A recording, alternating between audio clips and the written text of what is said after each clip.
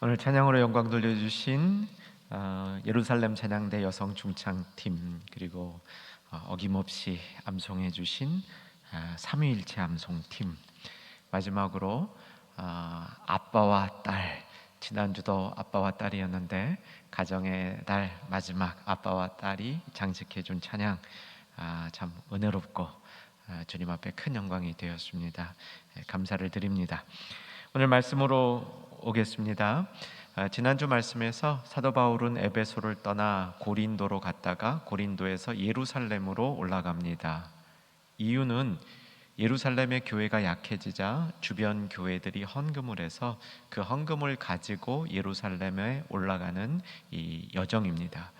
드로아에 들렀었죠. 일주일을 드로아에 머무는 동안에 사고도 있었습니다. 유두고가 3층에서 늦게 설교를 길게 하던 바울 깜짝 놀라게 해주려고 떨어져서 거기서 죽었다가 주의 능력으로 다시 살아나는 그런 역사가 있었습니다. 오늘 그 다음 대목입니다. 그 다음은 드로아에서 출발한 이 바울 일행이 오늘은 밀레도에 잠시 쉬었다가 가는 장면, 여기까지입니다. 이제 다음번에 밀레도에서 다시 예루살렘까지 이동하는 이런 여정이 나오게 됩니다. 이 여정이 자세하게 기록된 이유는 지난주에 말씀드린 것처럼 사도행전의 저자가 누구입니까? 누가이죠. 이 누가가 이때 빌립보 부근에서 바울 팀에 합류한 것으로 추정이 됩니다. 그러니까 저자가 자세하게 이 여정을 기록해주고 있다, 이렇게 볼 수 있겠습니다. 지도를 보겠습니다. 이 지도가 이제 쭉 움직이는 장면 지도인데요. 빌립보 찾으셨죠? 거기서 드로아 보셨습니까? 이제 드로아에서 바울이 자기 일행들을 배를 먼저 태워 보냅니다. 그리고 바울은 육로로 앗소에까지 걸어갑니다.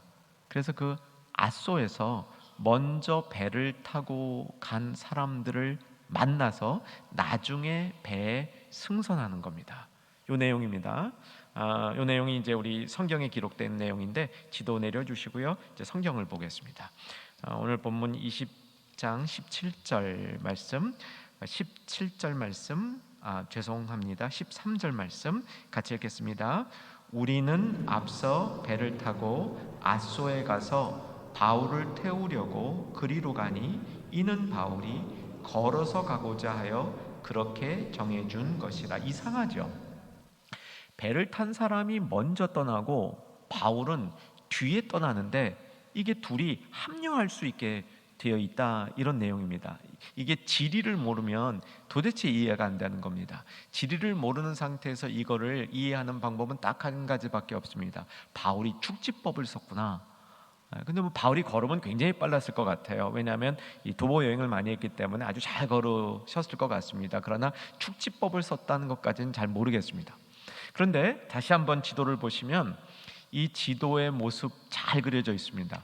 바닷길로 가는 길과 육로로 가는 길이 두 선이 보이시죠? 바다로 가는 길은 삥 둘러갑니다. 이게 비밀이에요.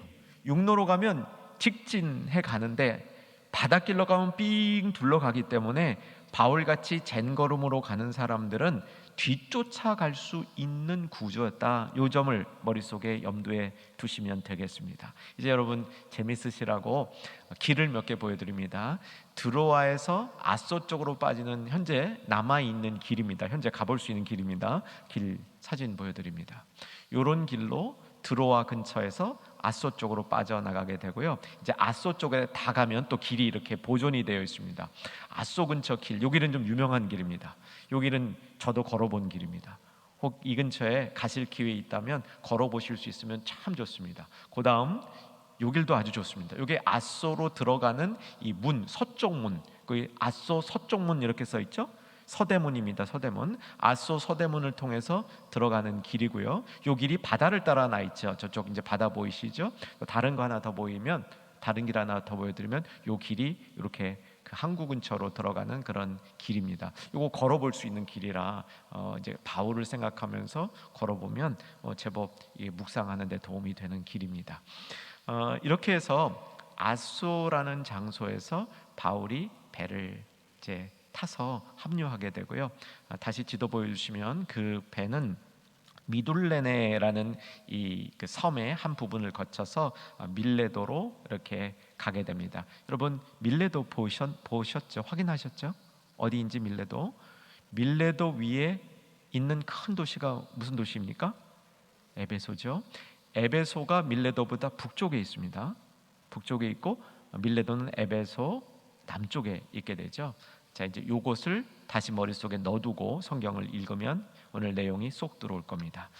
자, 이제 다시 성경으로 돌아가셔서 14절, 15절, 16절 달아서 읽도록 하겠습니다. 읽습니다.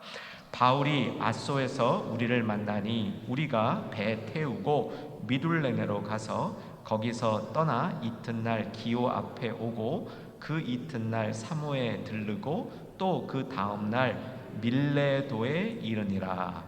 바울이 아시아에서 지체하지 않기 위하여 에베소를 지나 배 타고 가기로 작정하였으니 이는 될 수 있는 대로 오순절 안에 예루살렘에 이르려고 급히 가미로라. 왜 바울이 에베소에 안 올라갔다고요? 예루살렘에 오순절 안에 전에 도착하려고. 오순절이 언제였습니까? 우리로 말하면 지난 주일이었습니다. 성령 강림 주일 오순절. 요 봄이었어요. 요 봄에 오순절 요 무렵 되기 전에 예루살렘에 가려고 에베소에 갔다가는 또 오랫동안 목회한 곳이니까 바울이 에베소 가면 잠시만 머무를 수 없겠죠. 기본 3개월일 것 같습니다. 그래서 바울은 에베소에 머물지 아니하고 바로 예루살렘으로 이동했다. 이것이 오늘 이 사도행전이 기록해 주는 것이죠. 밀레도, 바울이 밀레도에 도착을 해서 에베소에 가지 아니하고 대신 어떻게 합니까? 밀레도로 에베소에 있는 장로님들을 모시는 거죠. 거기서 모셔놓고 설교를 듣는 겁니다. 이것이 바울의 고별 설교인데 17절부터 뒤에 쭉 이어져서 35절까지 긴 설교를 하게 됩니다. 오늘은 앞부분만 다루고요. 다음 시간에 원래 예정은 좀 자세히 할까 그러다가 아직 성령님의 이끄심을 제가 다 못 받았습니다. 다음번 시간에 다음 주일은 우리가 순전도 주일이라 사도행전을 하지 않습니다. 그 다음번 모임 때 한꺼번에 다 끝낼지 좀 자세히 나눌지는 그때 성령께서 인도하시는 대로 하도록 열어놓고 있습니다. 밀레도에 도착을 해서 에베소에 있는 장로님들을 밀레도로 모셨으니까 이게 만남이 길지 않았어요. 이 장로님들에게 바울이 설교를 하는데 과거에 에베소를 섬기던 시절에 바울이 어떤 자세로 목회를 했는가 그 내용을 쭉 설명해 주는, 그러면서 미래에 일어날 일들을 예견하면서 장로님들이 교회를 이렇게 섬겨 주십시오라고 당부하는 내용의 말씀이 되겠습니다. 밀레도에 대해서 조금 보여드릴게요. 밀레도 사진 한 장 먼저 보겠습니다. 혹시 이 사진 보거나 이걸 진짜 보신 분 계실 수 있을 것 같기도 한데 처음 보는 사진입니까? 한번 보신 기억이 있으신 사진입니까? 다음 사진도 보겠습니다. 똑같은 건데 느낌이 여러분 이게 어떤 느낌, 어떤 건물인지 감은 오십니까? 네, 내려주시고요. 제가 좀 설명해 드릴게요.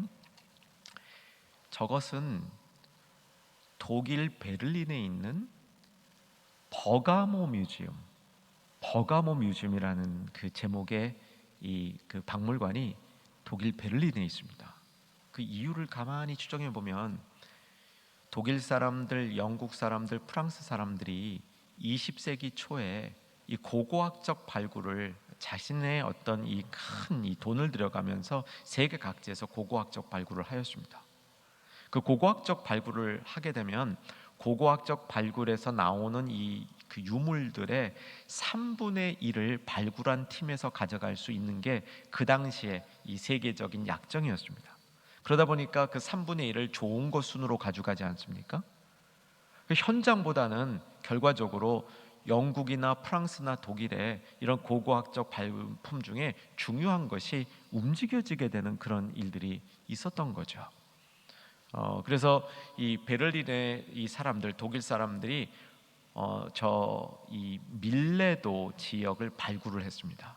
밀레도 지역을 발굴을 하다가 지금 저 건물은 뭐냐면 밀레도에서 가장 중요한 이 건물 중에 하나였을 것으로 추정이 되는데, 밀레도 안에 고급 그 이 시장, 요즘으로 말하면 큰 백화점을 연상하시면 되겠습니다.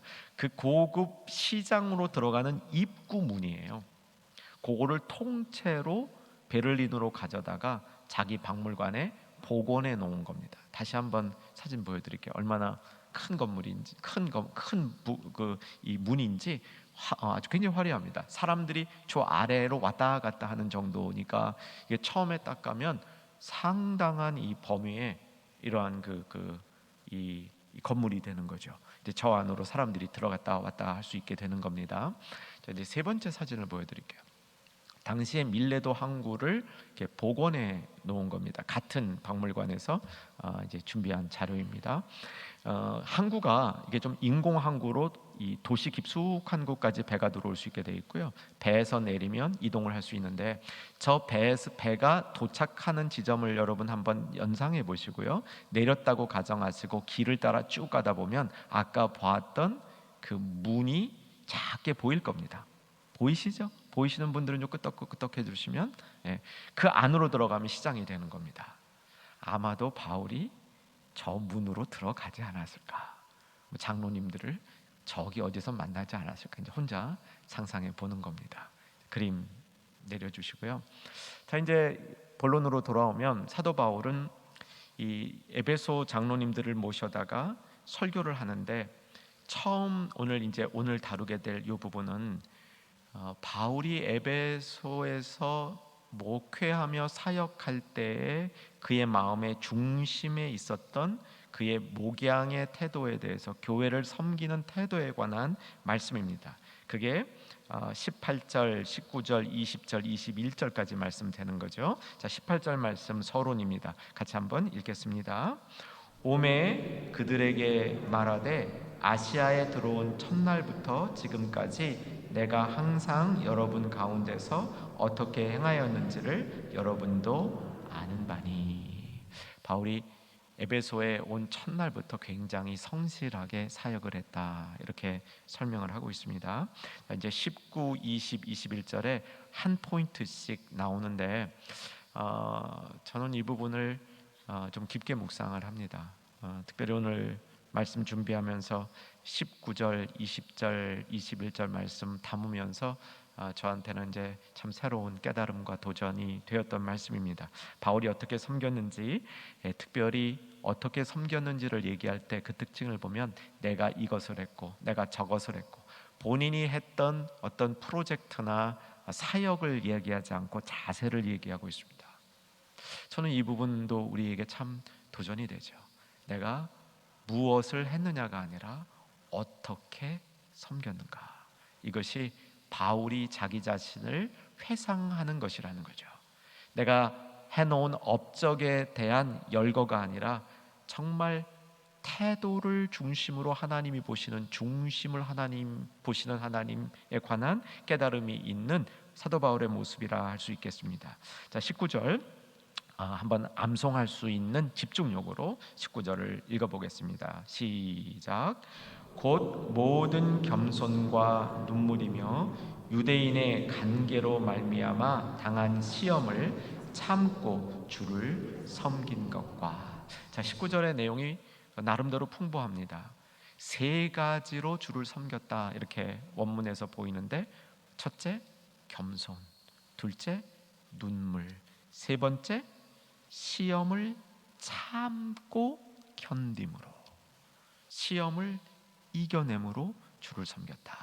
사실 원문에서는 요 세 가지가 다 방법이에요. 어떻게 주를 섬겼느냐? 겸손으로 섬겼다. 눈물로 섬겼다. 시험을 견디고 시험을 참고 주를 섬겼다. 이렇게 되어 있는 것이죠. 여러분은 어떠십니까? 신앙생활이 더 깊어질수록 겸손과 눈물이 많아지십니까? 아니면 반대로 가고 있습니까? 저는 좀 반대로 가고 있다라는 생각을 이 말씀을 통해서 제 마음속에 이렇게 비추어 봤습니다. 더 경험이 없었을 때, 더 어렸을 때 겸손했던 것 같아요. 더 겸손했던 것 같습니다. 눈물도 더 많았던 것 같아요. 근데 경험이라는 게 쌓이고 이런 이 교회가 안정이라는 것이 되면 될수록 우리에게 겸손과 눈물이 줄어드는 모습, 이것을 바울이 경계해주고 있는 것이죠. 이 말씀을 쭉 묵상하면서 저의 삶 속에서도 진정으로 참 부족한 부분들을 많이 발견하게 됩니다. 내가 어떤 면에서 이 부족하다는 사실을 자꾸 깨닫는 그런 자리에 있을수록 우리는 정말 주님을 더 잘 섬길 수 있는 그런 힘을 얻게 된다라고 생각이 들지요. 부족한 부분들을 한번 생각해 보십시다. 능력이 부족한 건 좀 나은 것 같습니다. 그런데 영적인 무지로 부족한 부분들이 우리에게 있을 수 있고요. 상식 부족도 우리에게 나타날 수 있습니다. 저와 여러분 참 부족한 사람들이죠. 그렇기 때문에 주님을 잘 섬길 수 있는 힘이 그 가운데 있으리라 생각합니다. 바울이 겸손과 눈물로 이 하나님, 이 예수 그리스도를 섬겼던 이 자신의 고백을 오늘 우리 삶 속에서 다시 한번 잘 찾아올 수 있기를 주 안에서 소망합니다. 눈물로 섬겼다. 눈물로 섬겼다. 예수님이 눈물을 보이신 장면이 성경에 보면 3번 나옵니다. 예수님은 언제 우셨냐면요, 누가복음 7장에 보면 나인성의 과부가 자기 아들을 잃어버린 것을 보면서 우셨습니다. 나사로가 죽었을 때 나사로의 죽은 무덤가에 가서 나사로의 죽음을 슬퍼하는 자들을 보면서 우셨습니다. 그리고 그 이후에 곧바로 예루살렘으로 입성하시면서 또 예수님이 우셨습니다. 예수님의 눈물, 이 3장면에서 나타나죠. 이건 보통 이제 좀 들어보신 부분들이에요. 그러면 오늘은 바울의 눈물은 어떤 것이었는가 한번 좀 살펴볼 수 있기를 바랍니다. 이 바울의 눈물도 많이 나오진 않습니다. 바울의 눈물에 관한 이제 가르침들을 좀 살펴보면은요, 바울이 눈물을 흘렸던 그 모습 중에 에베소에 관련돼서 눈물을 흘린 게 제일 많습니다. 오늘 이제 이 에베소 장로님들에게 자신의 섬김이 눈물로 섬겼다는 것을 보여준 다음 나중에 또 장로님들하고 만나서 또 이렇게 우는 장면이 나옵니다. 목도 끌어안고 울고 바울의 에베소에서의 쭉 사역들이 눈물의 사역이었다 이렇게 고백을 하는데, 여러분 눈물의 사역이라는 말을 들으면 어떤 느낌이 오십니까? 바울이 고생 많이 했겠다 이런 느낌이 드시죠? 사실 바울이 고생을 진짜 많이 한 사역은 고린도였습니다. 고린도에서 바울이 이 사역을 하는 동안 여러 가지 어려움들이 그에게 닥쳐왔고요. 그것이 정말 그에게는 힘든 삶의 이 사역의 모습이었습니다. 고린도후서 2장 4절 한번 자막으로 보겠습니다. 같이 한번 읽겠습니다. 내가 마음에 큰 눌림과 걱정이 있어 많은 눈물로 너희에게 썼노니 이는 너희로 근심하게. 바울이 고린도에서 사역하는 동안 많은 눌림이 있었대요. 근심이 있었답니다. 고린도 전서에도 그런 모습이 나타납니다. 바울이 고린도에 갔을 때 얼마나 그 사역이 힘들었는지, 그 사역 자체가 참 눈물의 사역이었다 이렇게 바울이 설명합니다. 그런데 자기가 힘들어서만 눈물을 흘린 게 아닙니다. 애처로워서 눈물을 흘리는 경우도 있습니다. 정말 저 영혼의 불쌍함 때문에 눈물을 흘리는 경우도 있었습니다. 빌립보서 3장 18절에 그런 눈물이 소개되고 있습니다. 빌립보서 3장 18절 보겠습니다. 같이 읽습니다. 내가 여러 번 너희에게 말하였거니와 이제도 눈물을 흘리며 말하는, 눈물로 호소하는 거예요. 눈물로 호소하고 있습니다. 얼마나 답답하고 얼마나 애절했으면 눈물로 호소합니까? 제 경험에 눈물로 전도한 적이 있었습니다. 많지는 않았는데 처음 눈물을 흘리며 전도해 본 경험이었습니다. 저랑 굉장히 친하던 친구가 대학교 때 먼저 일찍 조기 학교 중간을 마치고 유학을 떠나는데 정말 그 친구에게 전도하고 싶었습니다. 예수님을 꼭 알려서 예수 믿겠다는 이 확인을 받고 유학을 보내고 싶었습니다. 그래서 날을 잡아서 기도하고 그 친구를 만났습니다. 만나서 그 친구에게 예수님을 소개하는데 성령께서 눈물을 주시는 거예요.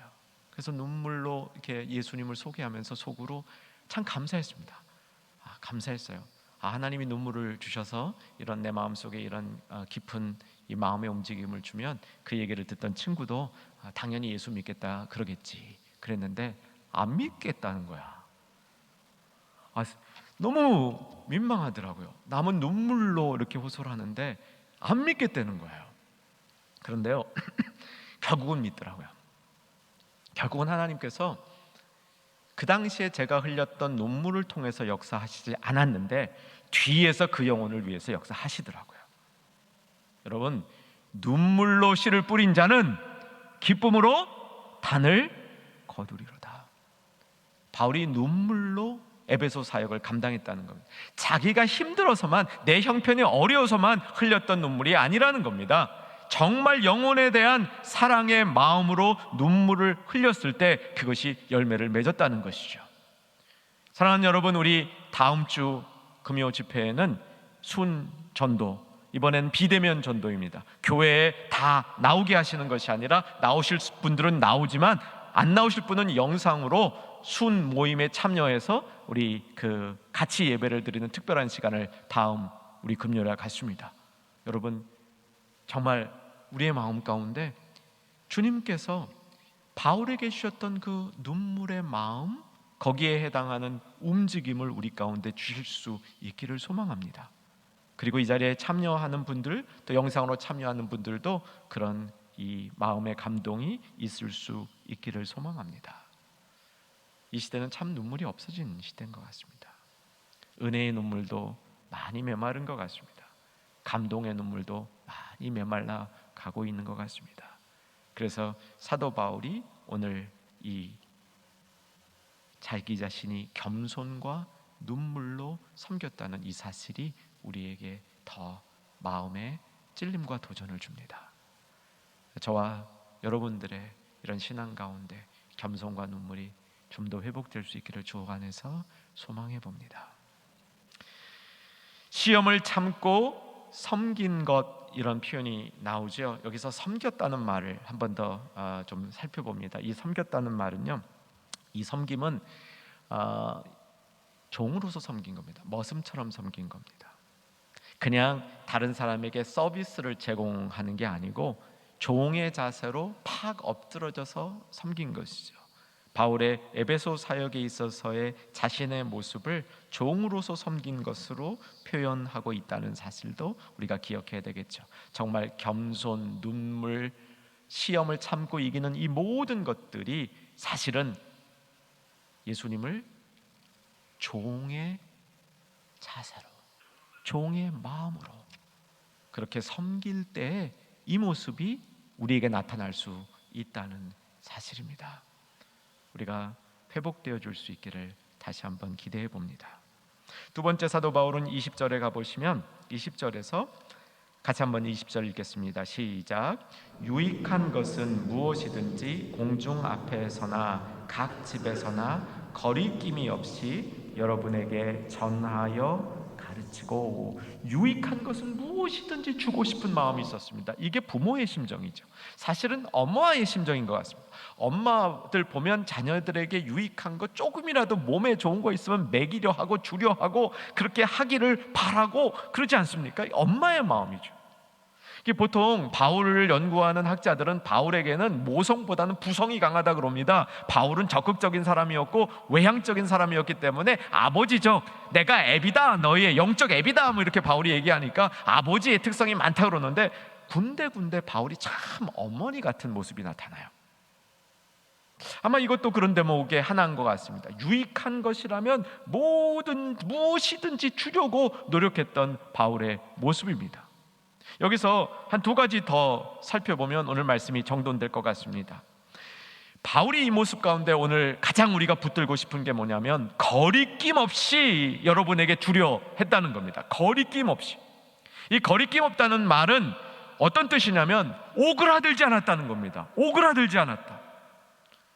여러분, 저와 여러분의 삶이 혹시 오그라든 것 아닙니까? 한 주간에 또 세상 속에서 살면서, 코로나에 이런 어려운 가운데 우리의 삶을 살면서, 바빠지는 세상 가운데 살면서 모든 것이 너무너무나 전산화되고 이 영상화되는 새로운 문화 가운데 우리가 살아가면서 나이는 점점 들어가는데 내 삶은 점점 오그러들어가는 이런 모습이 우리의 모습이라면, 사랑하는 여러분, 오늘 다시 한번 바울의 이 복음 가운데 오그러지지 아니하는 삶이, 뒤로 물러서서 축 처져 있지 아니하는 그 삶의 모습을 우리에게 주는 도전으로 받을 수 있기를 주 안에서 소망합니다. 이게 재미있게 연결되어 있습니다. 히브리서 10장 38절 39절 자막으로 한번 봅니다. 거기에 이 오그러든다는 말이 나오고 있는데, 그게 믿음의 축소를 얘기하고 있는 겁니다. 단지 삶이 오그러드는 게 아니고 믿음의 퇴보를 얘기하고 있다는 사실을 통해서 우리가 경각심을 가져야 됩니다. 같이 한번 읽죠. 나의 의인은 믿음으로 말미암아 살리라. 하박국이죠. 또한 뒤로 물러가면 내 믿음이 그를 기뻐하지 아니하리라 하셨느니라. 39절로 갑니다. 우리는 뒤로 물러가 멸망할 자가 아니요 오직 영혼을 구원함에 이르는 믿음을 가진 자니라. 여러분, 믿음을 가진 자들은 오그라들지 않는다는 겁니다. 바울이 성도들이 오그라들지 않도록 그런 믿음을 가질 수 있도록 에베소에서 사역을 했다라고 선포하고 있는 것이죠. 유익한 것은 무엇이든지 나누어졌다고 얘기를 합니다. 여기서 이제 유익한 것들 우리 한번 정리하고 오늘 말씀을 맺겠습니다. 예수님이 최근 나눈 말씀 가운데 참 유익하다 이런 말씀을 하셨죠. 언제 하셨습니까? 내가 떠나고 보혜사 성령이 오시는 것이 너에게 유익하니라, 이렇게 설명하셨습니다. 또 성경이 유익한 책이다. 디모데후서 3장 16절, 성경은 유익하다라고 얘기를 하죠. 이제 예수님의 성령께서 우리에게 오신 것이 유익하다. 성경이 우리에게 유익한 책이다. 그 유익이 우리에게 여러 가지들을 교훈하고 가르쳐준다라고 설명을 하는데, 여기서 정말 유익한 것들은 어떤 것이냐면요, 유익한 것들은 합력해서 선을 이루는 것들이 유익합니다. 그러니까 나에게 필요한 것, 내가 정말 이것이 좋겠다고 생각하는 것들, 그것을 갖게 되는 것만이 유익한 것이 아니고, 정말 유익한 것들은 우리의 삶을 균형 있게 세워주는 것들, 이것이 유익한 것이라는 거죠. 바울은 사실 20절에서 그러한 유익한 것들이 성도들에게 나타날 수 있도록 정말 열심을 다해서 그 유익한 삶을 살 수 있도록 도와주었다라고 설명을 하고 있습니다. 그리고 이 유익한 것들은 영적인 세계로 발전하면 21절에 나타나게 되는데, 유대인과 헬라인들에게 하나님께 대한 회개와 우리 주 예수 그리스도께 대한 믿음을 증하는 것이다. 영적인 세계로 유익한 것이 뭐냐? 회개와 믿음이다. 이렇게 결론을 내립니다. 사랑하는 여러분, 회개라는 단어를 너무 큰 단어로 여러분 마음속에 담지 않으시기를 권면해 드립니다. 회개는요, 하나님 앞에 계속 나아가는 겁니다. 하나님을 향하여 나아가는 겁니다. 하나님을 향하여 나아가기 위해서 세상으로부터 돌이켜야 됩니다. 세상으로부터 돌이키지 아니하면 하나님께 나아갈 수 없는 것이죠. 이것이 회개이죠. 언제나 우리가 하나님 앞에 나올 때마다 우리에게는 이러한 하나님께로 돌이키고 세상과 단절하는 마음의 결단과 경험이 있어야 하는 것입니다. 여러분, 바울이 진짜 유익한 것은 회개와 믿음이라고 얘기합니다. 여기서 21절을 잘 보시면요, 회개는 하나님께 대한 것이라고 얘기하고요, 믿음은 예수 그리스도께 대한 것이라고 설명을 하고 있습니다. 정말 우리에게 믿음이 있는 사람들은 하나님께로 돌아가는 이 회개의 마음이 살아 있습니다. 오늘도 사랑하는 여러분, 이제 주 앞에 나가서 기도하실 때 혹 우리의 삶이 오그라드셨다면 피실 수 있기를 주 안에서 소망합니다. 우리가 회개의 마음이 약해져 있다면 돌이켜 세상으로 단절하고 하나님께 나아가서 우리의 믿음이 정말 용사와 같은 믿음으로 회복되어질 수 있기를 소망하는 기도가 주님 앞에 합심으로 올려드릴 수 있기를 바랍니다. 이제 다 같이 찬송가 456장을 찬양하신 후에 합심기도